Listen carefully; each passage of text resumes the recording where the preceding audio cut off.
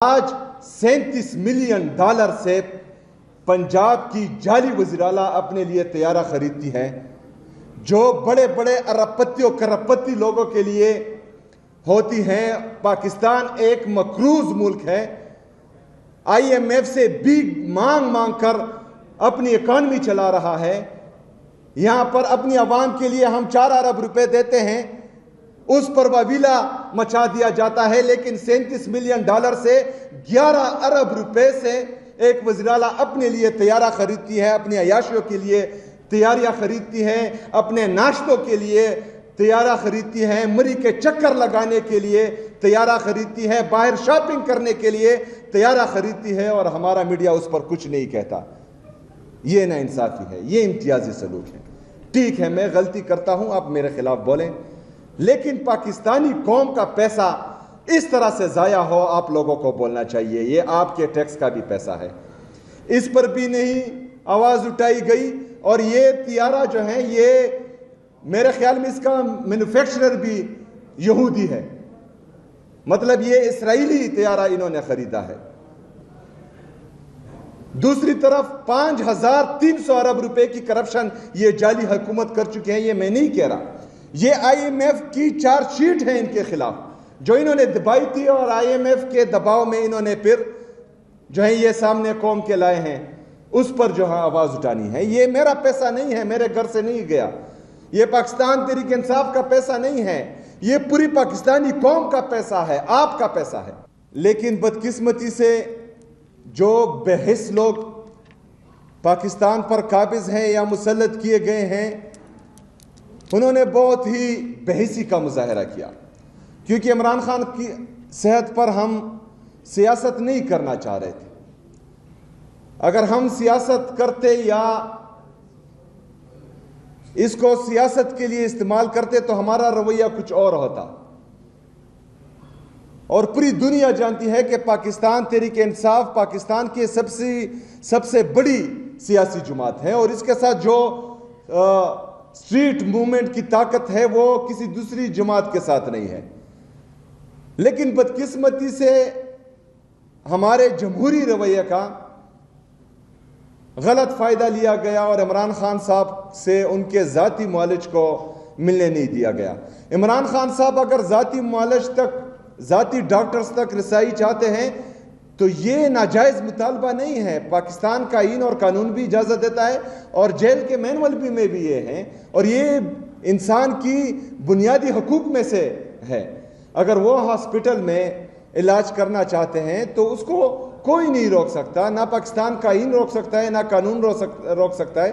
لیکن بدقسمتی سے کچھ لوگ پاکستان کے آئین کو، قانون کو ہمیشہ جوتوں کے نیچے رکھ کر اس کو رونتے ہیں، اور ابھی بھی اس طرح ہوا۔ عمران خان صاحب کو حالانکہ یہ جعلی وزراء، انہوں نے بھی یہ کمٹ کیا کہ عمران خان صاحب کی آنکھ کی حالت خراب تھے۔ جو فرینڈ آف کورٹ گیا، انہوں نے بھی یہ رپورٹ کیا کہ عمران خان صاحب کی آنکھ کی حالت خراب ہے، اور اعلیٰ عدلیہ یا سپریم کورٹ نے احکامات دیے ہیں کہ عمران خان صاحب کا پراپر علاج ہو، لیکن وہ نہیں ہو پایا۔ اس کا نقصان کیا ہوگا؟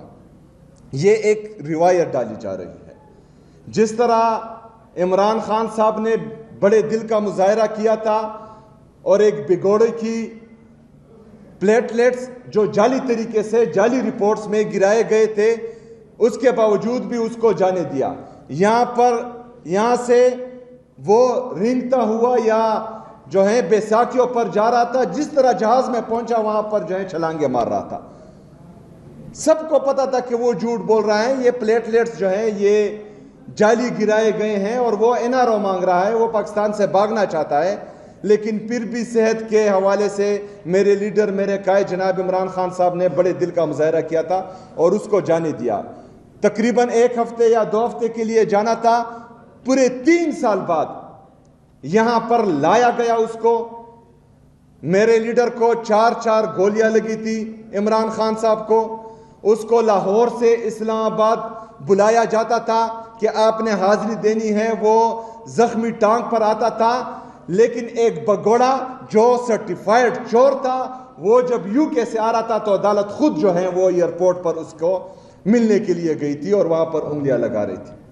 یہاں پر عدالتیں بھی اڈیالہ جیل میں قید ہو کر رہ گئی ہیں, اس کو باہر نہیں آنے دیا جا رہا. تو میرے عزیز ساتھیوں, یہ چیزیں غلط طرف جا رہی ہیں. اگر اس وقت ہم کال دیتے اور اس ایشو پر اگر ہم کال دیں تو ہمیں کوئی روکنے والا نہیں ہے, لیکن عمران خان صاحب کی صحت پر ہم سیاست نہیں کرنا چاہ رہے. ہم اب بھی مطالبہ کرتے ہیں کہ عمران خان صاحب کی جیل سے ہدایت کی آ گئی ہے کہ ان کے 2 ڈاکٹرز جو عاصم یوسف صاحب ہیں اور ہمارے فیصل سلطان صاحب ہیں, ان کو ملنے دیا جائے. اگر فرض کرے اب بھی حکومت, جعلی حکومت کی ہٹ درمی رہتی ہے تو اس کا مطلب ہے کہ وہ کچھ چھپا رہے ہیں اور ہم میں تشویش مزید بڑھ رہی ہے. تو پھر جو ہے یہ ان کے لیے بھی خطرناک ہوگا اور پاکستان کے حالات کے لیے بھی خطرناک ہوگا. میرے عزیز ساتھیوں, غیرت مند صحافیوں, آپ کو پتہ ہونا چاہیے کہ جب تیرا کے متاثرین کے لیے میں نے 4 ارب مختص کیے تھے تو پوری نیشنل میڈیا کسی کے کہنے پر میرے گلے تک آ گیا تھا, حالانکہ سب کو پتہ تھا کہ وہ لوگ مجبور ہیں, ان کے ساتھ زیادتی کی گئی ہے, ان کو جبری طور پر اپنے گھروں سے نکالا گیا ہے. لیکن آج $37 ملین سے پنجاب کی جعلی وزیراعلیٰ اپنے لیے طیارہ خریدتی ہے, جو بڑے بڑے ارب پتی اور کرب پتی لوگوں کے لیے ہوتی ہیں. پاکستان ایک مقروض ملک ہے, IMF سے بھی مانگ کر اپنی اکانومی چلا رہا ہے. یہاں پر اپنی عوام کے لیے ہم 4 ارب روپے دیتے ہیں, اس پر واویلا مچا دیا جاتا ہے, لیکن $37 ملین سے 11 ارب روپے سے ایک وزیراعلیٰ اپنے لیے طیارہ خریدتی ہے, اپنی عیاشیوں کے لیے تیاریاں خریدتی ہے, اپنے ناشتوں کے لیے طیارہ خریدتی ہے, مری کے چکر لگانے کے لیے طیارہ خریدتی ہے, باہر شاپنگ کرنے کے لیے طیارہ خریدتی ہے, اور ہمارا میڈیا اس پر کچھ نہیں کہتا. یہ ناانصافی ہے, یہ امتیازی سلوک ہے.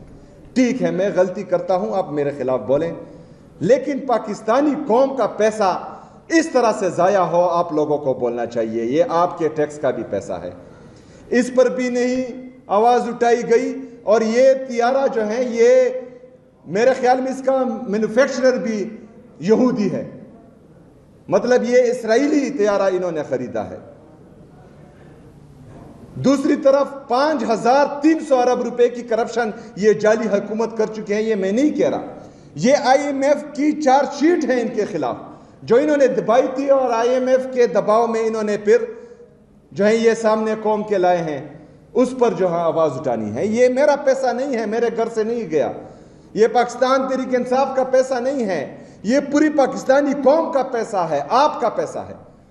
5300 ارب روپے کی کرپشن وہ کرتے ہیں. میرے عزیز ساتھیوں, 4758 ارب روپے جو آپ کا بقایا ہے, میرا بقایا ہے, اس صوبے کی عوام کا بقایا ہے, وفاق ہمارا مقروض ہے, وہ ہمیں نہیں دیتا. مطلب ایک طرف 5300 ارب روپے کرپشن کرتے ہیں, لیکن جو حق ہے, جو لوگ قربانی دے رہے ہیں, جو دہشت گردی کا مقابلہ کر رہے ہیں, جو 22 سال سے پاکستان کے لیے قربان ہو رہے ہیں, ان کے 4758 ارب روپے وفاق نہیں دیتا. اس کے لیے آپ سب کی ضرورت ہے, آپ سب نے مل کر اس کے لیے میرا ساتھ دینا ہے, اور انشاءاللہ تعالی ہم نے ان سے ہمارا حق یہاں پر لے کر آنا ہے انشاءاللہ تعالی. باقی باتیں بہت ہیں, افطاری کا ٹائم ہونے والا ہے. ہمارے صدر صاحب نے کہا کہ 10 کروڑ روپے پہلے گرانٹ تھا, تو میں آیا ہوں انشاءاللہ تعالی اس سے زیادہ ہی ہوگا, اس سے کم نہیں ہوگا انشاءاللہ تعالی. میں وہ گرانٹ 15 کروڑ روپے تک کرتا ہوں. جو آپ کا پشاور ویلی میں آپ کو ایک کالونی دی گئی ہے, اس میں میری آلریڈی بات ہو گئی ہے DG صاحب سے. اس کا ماسٹر پلان ابھی تک نہیں ہے, تو اوریجنل فائلز کا مسئلہ ہے, لیکن میں ان کو کہتا ہوں آپ ان سے ملیں. جس طرح آپ کے صحافی دوست مطمئن ہوتے ہیں, انشاءاللہ تعالی ہم اسی طرح ہی کریں گے. میں نے تو یہ آفر بھی آپ کے صدر صاحب کو, ہمارے صدر صاحب کو, ریاض بھائی کو دی ہے کہ آپ ایک جگہ دیکھیں ادھر پشاور میں ایک بڑی 5-6 کنال 7 کنال کی جگہ ہو, تو وہاں پر آپ کے لیے ہم جو ہے ایک الگ سا خوبصورت پریس کلب بنا دیں گے. لیکن وہ کہہ رہے ہیں کہ نہیں, ہماری یہ جگہ فی الحال صحیح ہے اور اس پر ہم ہائی رائز کی طرف جانا چاہتے ہیں. تو میں جو ہے سیکرٹری انفارمیشن کو بھی اور CNW ڈپارٹمنٹ کو بھی یہ ہدایت دیتا ہوں کہ جلد از جلد ان کی PC1 تیار ہوں, اور میرے خیال میں PC1 پر کام شروع بھی ہے, تو وہ ایکسپیڈائٹ کریں اور جلد از جلد جو ہے اس کو مکمل کریں. اور انشاءاللہ تعالی میں آپ کا ساتھ دوں گا اس میں بھی انشاءاللہ. 100 اسکالرشپس جو تھے اس کو میں جو ہے 150 کرتا ہوں انشاءاللہ تعالی میری طرف سے, اور اس کا بھی باقاعدہ جو ہے فالو اپ کیا جائے گا. سولرائزیشن بھی انشاءاللہ تعالی ہو جائے گی, اس کا بھی میں اعلان کرتا ہوں آپ کے لیے. جو انڈومنٹ فنڈ ہے وہ 20 کروڑ روپے ہیں, وہ میں 500 ملین تک کا اعلان کرتا ہوں, وہ آپ کے انڈومنٹ فنڈ میں انشاءاللہ پڑے رہیں گے انشاءاللہ تعالی.